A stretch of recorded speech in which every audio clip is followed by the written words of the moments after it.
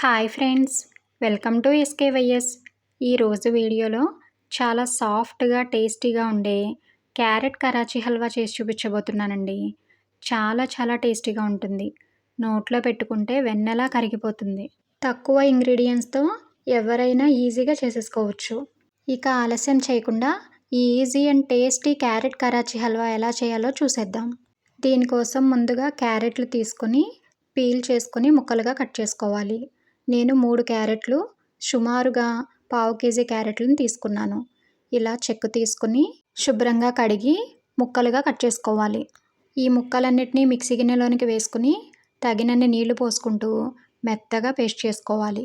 అలా మెత్తగా పేస్ట్ చేసుకున్న తర్వాత టీ ఫిల్టర్తో కానీ జ్యూస్ ఫిల్టర్తో కానీ జ్యూస్ ఫిల్టర్ చేసుకుని తీసుకోవాలి.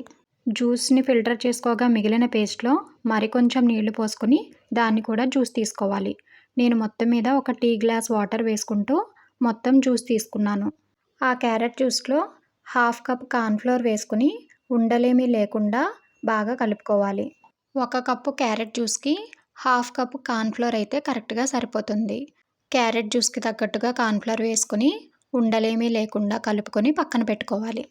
ఇప్పుడు ఒక గిన్నెని కానీ ప్లేట్ని కానీ తీసుకుని కొంచెం నెయ్యి వేసుకుని ఆ గిన్నెకి మొత్తం అప్లై చేసుకుని దానిలో జీడిపప్పు, బాదం, పిస్తా మీకు నచ్చిన ఏ డ్రై నట్స్ అన్నా చిన్న ముక్కలుగా కట్ చేసుకుని ఆ గిన్నెలో వేసుకుని ఆ గిన్నెని రెడీగా పక్కన పెట్టుకోవాలి.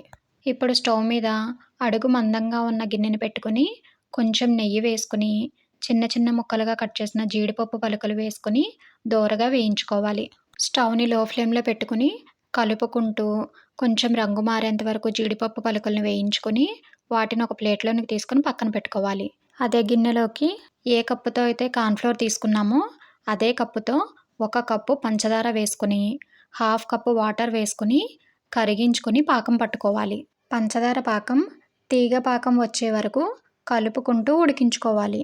పాకాన్ని మధ్యలో చెక్ చేసుకుంటూ ఇక్కడ చూపిస్తున్నట్లుగా తీగ పాకం వచ్చేంత వరకు ఉడికించుకోవాలి. ఇలా తీగ పాకం వచ్చిన తర్వాత దానిలోకి కలిపి పెట్టుకున్న కార్న్ఫ్లోర్ మిశ్రమాన్ని ఒకసారి బాగా కలుపుకొని పాకాన్ని కలుపుకుంటూ క్యారెట్ కార్న్ఫ్లోర్ జ్యూస్ని నెమ్మదిగా పోసుకుంటూ ఉండాలి. అలా కలుపుకుంటూ పోసుకోవడం వలన ఉండలు కట్టకుండా ఉంటుంది. స్టవ్ని మీడియం ఫ్లేమ్లో పెట్టుకుని కలుపుకుంటూ ఉండాలి. అలా కలుపుకుంటూ ఉడికించుకుంటూ ఉంటే నెమ్మదిగా ఆ మిశ్రమం అంతా చిక్కబడుతుంది. ఇక్కడ వీడియో క్లిప్లో చూపిస్తున్నట్లుగా దగ్గరకు అయిపోయి ఆ మిశ్రమం అంతా చిక్కబడిపోయిన తర్వాత స్టవ్ని లో ఫ్లేమ్లో పెట్టుకుని కలుపుకుంటూ ఉడికించుకోవాలి. ఇలా చిక్కబడిన తర్వాత 1 స్పూన్ నెయ్యి వేసుకుని కలుపుకుంటూ ఉడికించుకోవాలి. ఆ నెయ్యి మొత్తం ఆ మిశ్రమం అంతా పీల్చుకుంటుంది. అలా పీల్చుకున్న తర్వాత మరలా 1 స్పూన్ నెయ్యి వేసుకుని కలుపుకుంటూ ఉడికించుకోవాలి. కంటిన్యూస్గా కలుపుతూనే ఉండాలి, లేకపోతే అడుగు పట్టేస్తుంది. కాబట్టి కలుపుకుంటూనే ఉడికించుకోవాలి. మధ్యలో నెయ్యి వేసుకుంటూ కలుపుకుంటూ ఉడికించుకోవాలి. ఈ హల్వా రెడీ అయ్యేలోపు నేను మొత్తం మీద మధ్యలో కలుపుకుంటూ 4 స్పూన్ల నెయ్యిని వాడాను.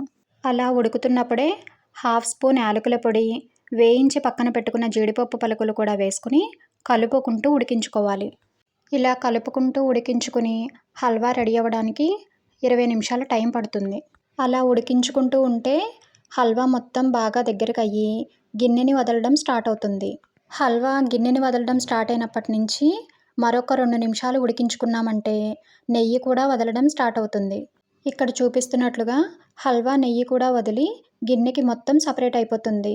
ఇలా వచ్చే వరకు కలుపుతూ ఉడికించుకొని స్టవ్ ఆఫ్ చేసుకుని నెయ్యి రాసిన గిన్నెలోనికి వేసుకుని పూర్తిగా చల్లారిన తర్వాత నచ్చిన విధంగా పీసెస్గా కట్ చేసుకుంటే చాలా టేస్టీగా సాఫ్ట్గా ఉండే క్యారెట్ కరాచీ హల్వా రెడీ అయిపోయినట్లే. మీరు కూడా ఈ ప్రాసెస్లో ఒకసారి ట్రై చేసి టేస్ట్ చేసి మీకు ఎలా వచ్చిందో కమెంట్ చేయడం మాత్రం మర్చిపోవద్దు. వీడియో నచ్చితే చిన్న లైక్ ఇచ్చి మీ ఫ్యామిలీ అండ్ ఫ్రెండ్స్కి షేర్ చేయండి. అలాగే కొత్తగా ఎవరైనా మన ఛానల్ని చూస్తుంటే సబ్స్క్రైబ్ చేసుకోండి. Thank you.